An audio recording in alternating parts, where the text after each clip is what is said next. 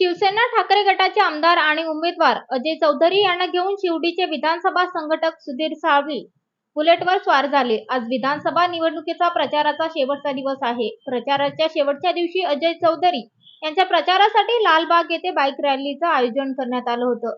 त्यात उमेदवार अजय चौधरींसोबत सुधीर साळवी ही रॅलीत सहभागी झाले होते।